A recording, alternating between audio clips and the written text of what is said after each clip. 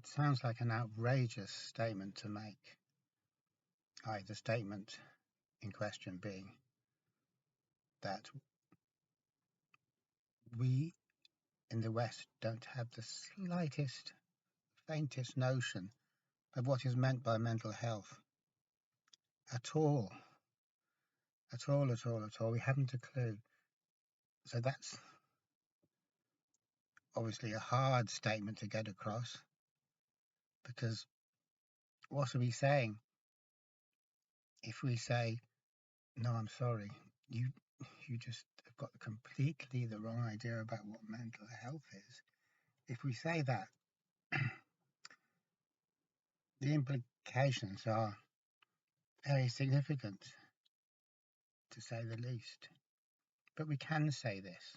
We absolutely can say it. And the argument for saying it is a good one. So the pros in this situation are that this is a genuine argument we can make, number one. And number two, the argument for it is very, very robust. And we can weigh that against the other side of things by saying, well, it's an outrageous statement. I don't want to hear it. No one wants to hear it. You won't get very far coming out with stuff like that. So once we express it like this, we can see, well, the absolute refusal of just about everyone to listen to this particular argument in no way detracts from the argument. It all just comes down to whether you happen to be interested in hearing a contrary argument to what we all automatically by default believe. And we can also note that if it so happens that I genuinely don't have any interest in hearing a contrary argument to the position that I automatically am assuming, then what does that say about me? And there's no need to answer that question, of course, because we all know already what that says. So the thesis is that in the West and everywhere else that the West has spread to, we do not understand what mental health is. We have no relationship with it in our daily lives, and we have no understanding of it in our intellectual lives.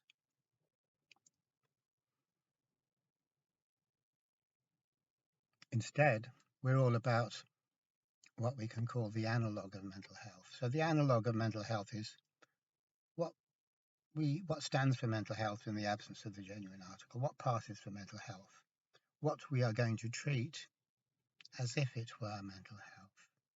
So that's the analogue of mental health. And the analogue of mental health is what mental health would be if I really was who I think I am, or if I really was the idea that I have of who I am.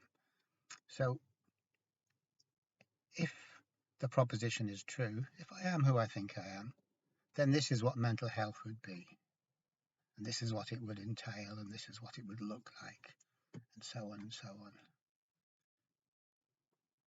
And that's fine. We can carry on in that direction as far as we want, embellishing it, developing it, and correcting it. But the only problem is just that little thing right at the beginning where we say, if this were true. If it were true that I was who I think I am, my idea of myself, then all sorts of things could be said and we could go on down this road. But the weak point in the argument is that I'm not who I think I am. I couldn't be who I think I am. That's a plain impossibility. It's a great big impossibility. And when we try to argue that it isn't an impossibility and that it is indeed possible for us to be who we think we are, and there's nothing wrong with that. We're simply being absurd. We're being ludicrous.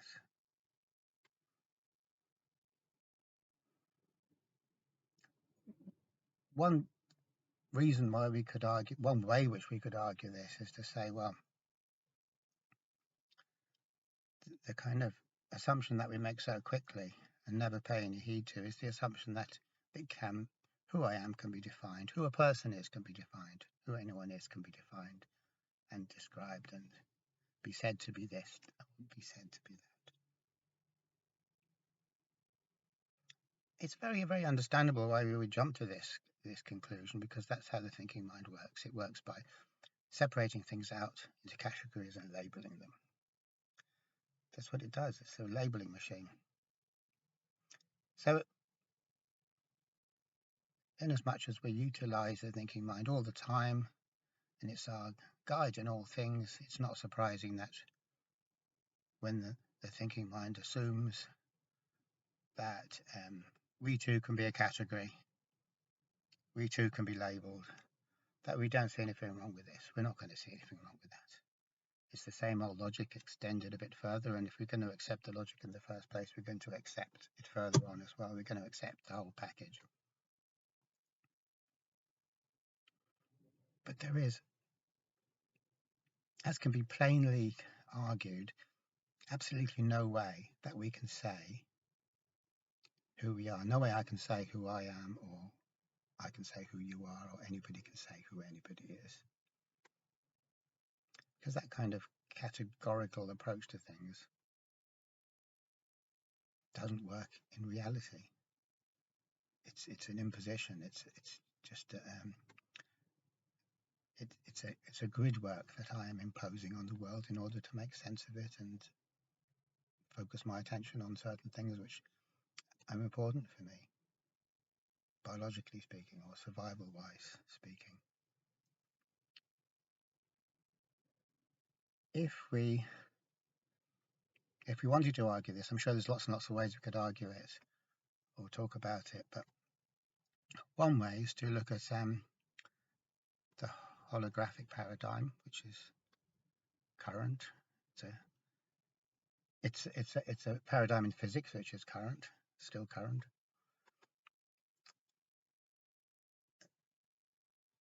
which basically says that the universe is a hologram. And the thing about the universe being a hologram is, as we know about holograms, all the information for the whole hologram is contained in any part, which means they aren't really any part. So any little tiny bit of the hologram, we can reconstruct the whole picture from that little bit. And this is exactly what Anaxagoras was saying, however long ago, 3,500 years ago, or however, I haven't got a clue how long ago. It was a while. Anyway, so he was saying there's a little bit of everything in everything. So this is a thing that people have been saying for thousands of years. We say it now in a scientific way. Anaxagoras didn't need to be a physicist. He could say it from an intuitive way. But so this is a way of looking at the world. It's an intriguing way of looking at the world. So we have two ways of looking at things. We can say that, well, everything is divided up into packages or parcels or categories, and what's here can't be there, which is Aristotle's law of the excluded middle. What's in can't be out, what's up can't be down. What's in this box can't also be in that box, because the whole point about the boxes is that they're non-communicating, they're separate things. So we can say, well, that's what the world's like. Or we could also look at the world in the Anaxagorean way and say, well, on the surface seems to be this huge diversity, this huge plurality, but the unity in it is that invisible unity, the unity we cannot see straight away, is that there's a little bit of everything in everything, which means that there aren't any categories, and there can't be any categories. So the principle of everything being, a little bit of everything being in everything, really is just another way of saying that There's no boundaries. A boundary, so obviously we all know what boundaries are, but a boundary is a line, and on this side there's this stuff, and on that side some other stuff, and what's on this side isn't allowed on that side. So it's like a fence, keeping stuff in or keeping stuff out. But that's a, even when we say it like that, that's obviously an artificial kind of awkward kind of way to do things. We make fences. If I've got chickens, I could put chicken wire around them and fence them in. But to imagine that that is how, that's the basis upon which reality itself is constructed on fences, it lacks in aesthetics really, because who comes along and puts the fences there? What will happen if we have no fences? Will everything go to shit? And of course that's exactly what the thinking mind says will happen if we take down the fences. But if we take down the fences, all that's happening is we're just returning to the natural state of affairs, where no one's come along and put up any boundaries or walls or fences. The natural state of affairs. The natural state of affairs is just fine with itself. It gets on perfectly well, and the way it gets on perfectly well is by having this secret unity, which means everything is everything else, even though it manifests as plurality. Now, if we go along with this way of looking at things, it's an interesting, intriguing way of looking at things. So if we go along with this, which is basically saying that things, phenomena are complex. So the example of complexity would be the Mandelbrot set, which is said to be the most complex mathematical object that's ever been created. And the reason for this is that we can keep on fine-tuning and looking at a smaller and smaller scale of it, and then we find more and more stuff, and then we tune in on that and we find more and more stuff. And if we look at the ins and outs and the bits and pieces of the Mandelbrot set, we can see it really does look at this. Things keep reoccurring on a different way, and this, we really do get this feeling that everything is in everything, and that this goes on forever. So that's what a complex universe looks like. A complex universe isn't can't be described in just one brief go. It can't say, well, this is this and that is that. That's the head. Likes to oversimplify things. There's no oversimplification in nature, because nature doesn't bother. What's the point? We oversimplify in order to obtain a result. So if I'm focused on a particular need or agenda, I will oversimplify the universe so that it will only provide me with information relating to that agenda, and that's fine. So if I'm a predator, I'll tune in on prey. If I'm a pickpocket, I'll tune in on pockets. But so in other words, when we exploit the universe, we see it in a narrow way because we're only interested in those aspects which are key to our exploiting, relevant to our exploiting. If we look at the universe in such a way that we want nothing out of it, we're not trying to get anything out of it, we're not trying to exploit it at all, so we're kind of like artists rather than technologists or prospectors, then in that case we can see that the universe we observe when we haven't got an agenda, when we haven't got a specific thing, a particular angle, we can see that the universe is indeed infinitely complex. And that complexity reveals itself only when I don't impose my game plan. So when I stop having a motivation, a reason for looking at the world becomes infinitely complex, which just means rich. It's rich, it's not impoverished, it's deep, it's not shallow, and so on and so forth. Nothing offensive about that, even though we could bring the word chaos in and say it's chaotic because it doesn't obey any rules. What chaotic really means in a psychological way is that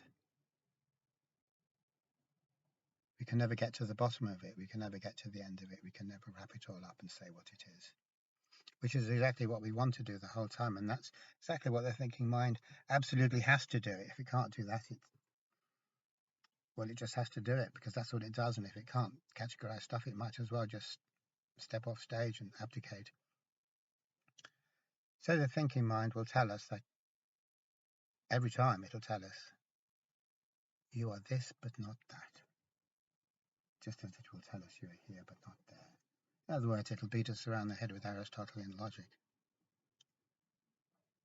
And that's how we derive our notion of who we are. That's how we derive that idea of who we are, via Aristotelian logic, by excluding the middle. And that's all very well. But this whole business, as I've just been saying, this whole business of Aristotelian logic and seeing things only in terms of opposites, in, out, up, down, yes, no, bears no relationship to the natural world at all. That's just our way of looking at things. So which means that the idea of identity or personal selfhood, I am this is what I like, this is what I do, this describes me, is the purest fantasy, absolutely the purest fantasy.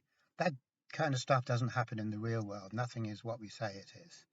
Nothing can ever be what we say it is, or what thought says it is. That's where the richness comes from. That's where the depth and profundity comes from. If things were only what I said they were, only what I think they are, then bingo. What we'd have then is a vastly impoverished universe. A universe which exists only on the surface. A universe made of labels, made of categories. Things are what we say they are, and beyond that, there's nothing else to say. That's a closed book. There aren't anything else. They're just that. So I am who I say I am. No more. There's nothing more to it than that. I am just that. That's impoverishment. And it's impoverishment because what I say I am isn't a real thing anyway, because we can't actually point at anything in reality and say, and isolate it and pull it out and say this is this, without automatically diverting, exiting reality and entering into a kind of abstract game of thought. So straight away we can see the very way in which we obtain the notion of who I am is in total conflict with the way things actually are. So that we can relate this to the idea of the analogue of mental health, and go back again to what we were saying. And the analogue of mental health is mental health as it would be if I were this idea of myself, this label of myself.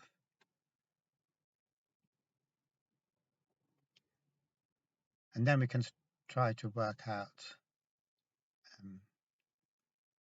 what technologies we can bring to bear to try to help the mental health of this self-concept, and so that the self-concept can have a fulfilling and happy time and have no bad things happening to it, and can basically just live the life that it wants to live.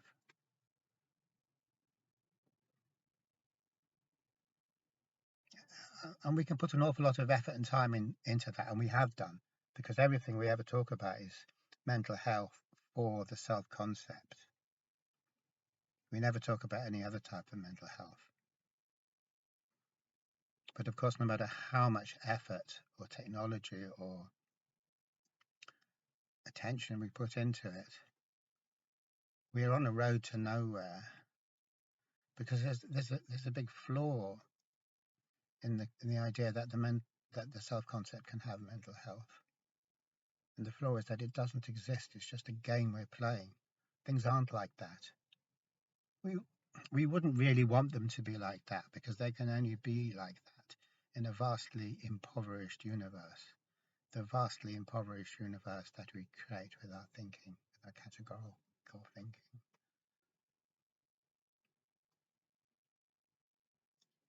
And if we were actually to realize this, we'd see, well, there's nothing here but sterility. There's no reality in it. There's just the mind's ideas. The mind has to furnish everything in terms of ideas, two-dimensional realities, labels, and we have to make do with that. And so really, in that case, we could say that there is a kind of an analogue of the mental health of the self-concept, and what it is our ability to not see the truth, the ability to fool ourselves, the ability to believe the cheap and tacky constructs of thought to be the same thing as actual reality itself.